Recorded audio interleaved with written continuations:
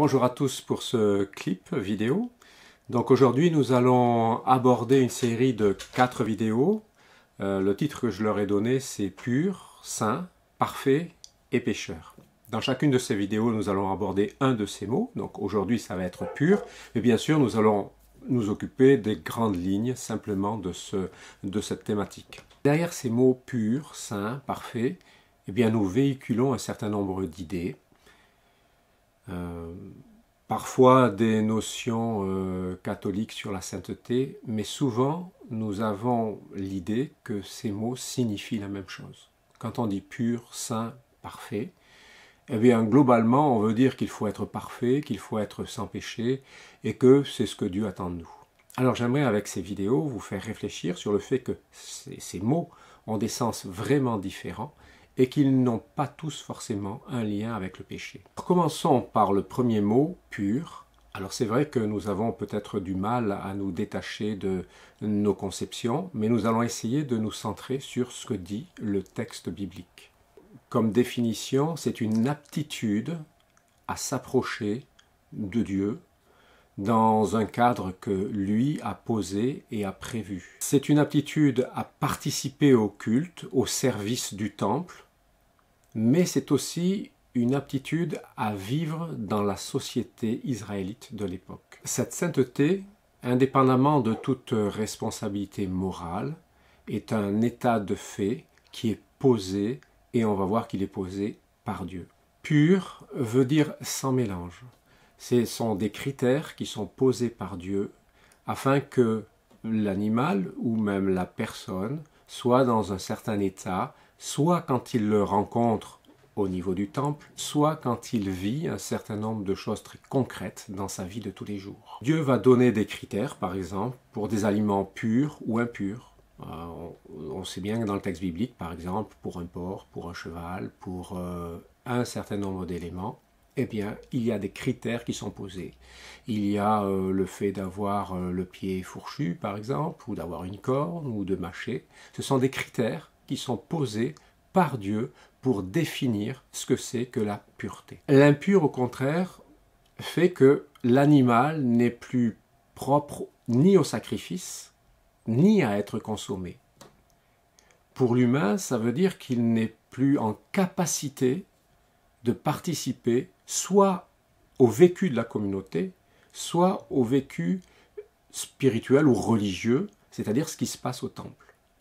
Donc on s'aperçoit déjà que dès le départ, la pureté touche non seulement le religieux, mais le quotidien de vie de chacune des personnes. Alors qu'est-ce qui peut être impur dans la société juive? Alors tout le monde le sait, en tout cas pour nous, il y a des animaux, ce que l'on peut manger ou pas manger, mais il peut y avoir évidemment des humains, mais aussi un bâtiment, une maison, un vêtement.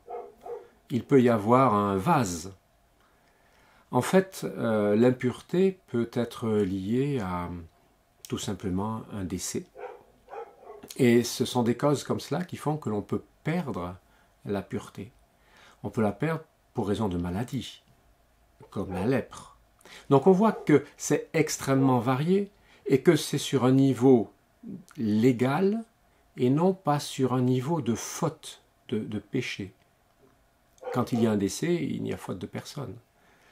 Quand il y a de la moisissure dans une maison qui la rend impure, ce n'est pas un péché de qui que ce soit. Donc on voit bien que derrière cette notion de pureté et d'impureté, il y a bien des rites légaux posés par Dieu, mais il n'y a pas une notion de faute morale.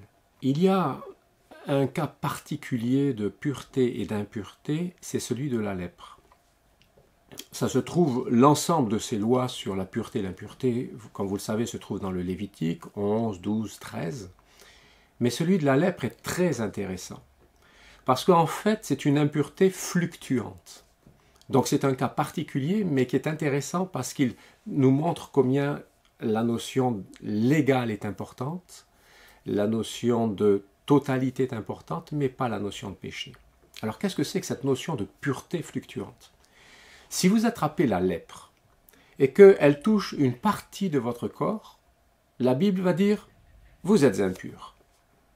Mais à un moment donné, cette lèpre atteint tout votre corps. Alors il ne s'agit pas de la lèpre qui ronge, ça peut être des taches de peau, etc. Mais si ça atteint tout votre corps, à ce moment-là, vous deux êtes lépreux, mais bibliquement, vous êtes purs.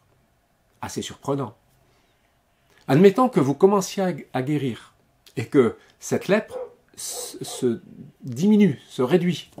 Eh bien, vous redevenez impur jusqu'au moment où le prêtre va constater que vous n'avez plus du tout de taches blanches, par exemple, sur votre peau, et à ce moment-là, vous êtes de nouveau pur.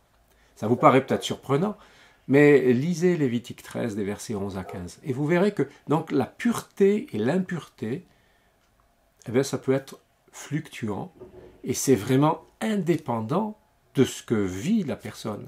La question qui se pose, c'est est-ce que cette personne est totale? Et la notion de pureté est plutôt une notion de sans mélange.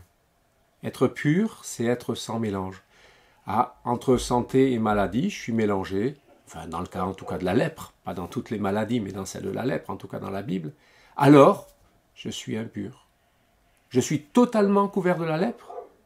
Ah, c'est donc sans mélange, donc je suis pur. Surprenant, n'est-ce pas? Ce n'est pas la notion habituelle que l'on a de la pureté et de l'impureté. La question qui se pose aussi, c'est une fois que j'ai perdu ma pureté, en tout cas pour un homme ou pour une femme, comment la retrouver? Eh bien, il y a différents niveaux, différentes manières.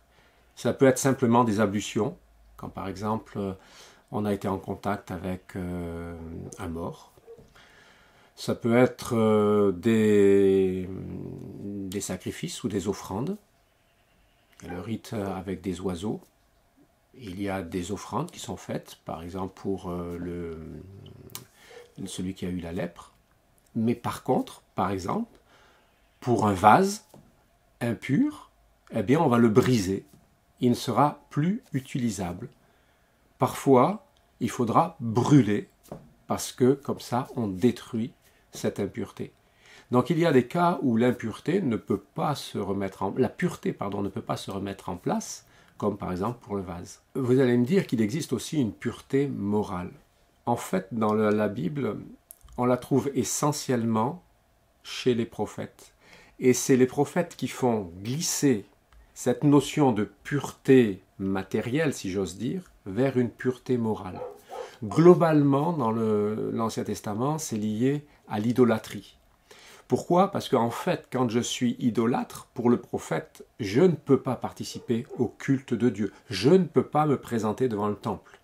Donc si je ne peux pas me présenter devant le temple, je fais l'assimilation comme une personne qui a soit touché un mort, soit a une lèpre, etc., ne peut pas se présenter devant Dieu dans le temple. Eh bien là, c'est une espèce de lèpre morale. Donc en fait, le prophète va faire glisser cette notion vers une notion morale.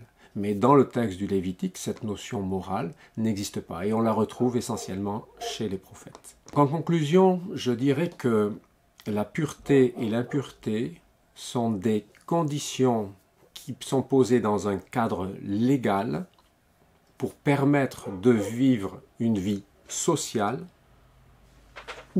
et religieuse dans l'Israël, en tout cas de l'Ancien Testament. Et donc, quand on parle de notion de pureté, c'est une invitation à respecter des règles légales qui font que l'on est apte à vivre en communauté et à vivre devant Dieu dans le temple, en tout cas à l'époque. Maintenant que nous avons abordé la notion de pureté, eh bien, je vous dis à la prochaine vidéo pour aborder aussi d'une manière rapide la notion de sainteté.